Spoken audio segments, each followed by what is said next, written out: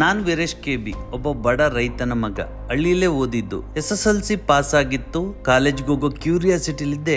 ನಮ್ಮ ಅಪ್ಪ ಹೇಳಿದ್ರು ನನ್ನ ಹತ್ರ ದುಡ್ಡಿಲ್ಲ, ಮುಂದೆ ಓದ್ಸೋದಿಕ್ಕಾಗೋದಿಲ್ಲ. ಅಮ್ಮ ಹೇಳಿದ್ರು ನೀನು ಓದ್ಬೇಕಂದ್ರೆ ನೀನ್ ಸಂಪಾದನೆ ಮಾಡು. ಎಸ್, ತೋಟದಲ್ಲಿ ಕೂಲಿ ಕೆಲಸ ಮಾಡಿದೆ, ಫ್ಯಾಕ್ಟ್ರಿಲಿ ಸೆಕ್ಯೂರಿಟಿ ಗಾರ್ಡ್ ಕೆಲಸ ಮಾಡಿದೆ, ಹೋಟ್ಲಲ್ಲಿ ವೆಯ್ಟರ್ ಕೆಲಸ ಮಾಡಿದೆ.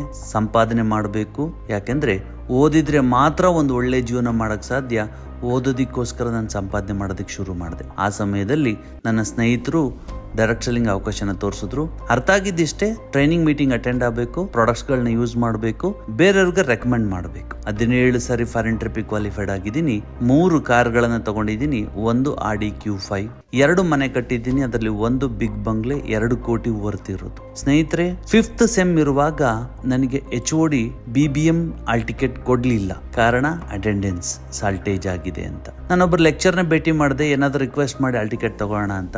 ಅವಾಗ ಕಾಲೇಜಿನ ರೂಲ್ಸ್ ಆಗಿತ್ತು, ಅವ್ರು ಕೊಡ್ಲಿಲ್ಲ. ಆದ್ರೆ ಒಂದ್ ಮಾತು ಹೇಳಿದ್ರು, ಅದು ನನ್ನ ಜೀವನನ ಬದಲಾಯಿಸ್ತು. ಎಲ್ಲಾ ಶ್ರೀಮಂತರು ಡಿಗ್ರಿ ಮಾಡಿಲ್ಲ, ಡಿಗ್ರಿ ಮಾಡಿ ಶ್ರೀಮಂತರ ಆಗ್ಬೇಕಂತ ಏನೂ ಇಲ್ಲ.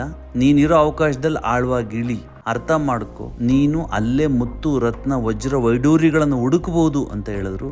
ಅಂತರಂಗದಲ್ಲಿ ಒಂದು ದೊಡ್ಡ ಪರಿವರ್ತನೆ ಆಯ್ತು. ನಾನು ಅವತ್ತಿಂದ ತುಂಬಾ ಸೀರಿಯಸ್ ಆಗಿ ನನ್ನ ಇಂಡಸ್ಟ್ರಿಲಿ ತುಂಬಾ ಆಳವಾಗಿ ಇಳಿದು ಈ ಸಾಧನೆ ಮಾಡಿದ್ದೀನಿ. ಸ್ನೇಹಿತರೆ, ಅವಕಾಶ ಒಂದು, ಒಬ್ಬ ಮೆಂಟರ್, ನನಗೆ ಬೆಳಿಬೇಕನ್ನೋ ಹಠ ಇದ್ರೆ ಸಾಕು, ಯಾರು ಬೇಕಾದ್ರೂ ಈ ಸಾಧನೆನ ಮಾಡಬಹುದು. ಓಕೆ, ನನ್ನ ಹತ್ರ ಅವಕಾಶ ಇದೆ, 18 ವರ್ಷದ ಅನುಭವ ಇದೆ, ನಾನು ನಿಮಗೆ ಹೆಲ್ಪ್ ಮಾಡಕ್ಕೆ ರೆಡಿ ಇದ್ದೀನಿ.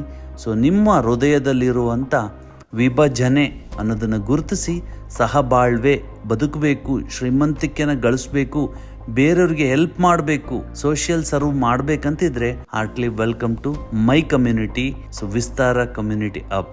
ಎಸ್, ನಾನು founder of Vistara community. So ನಿಮ್ಮ ಒಂದು ಯಶಸ್ಸಿಗೆ, ನಿಮ್ಮ ಒಂದು ಸಕ್ಸಸ್ಸಿಗೆ ನಾನು ಸಹಾಯ ಮಾಡ್ತೀನಿ. All the very best. Welcome to my community. Thank you.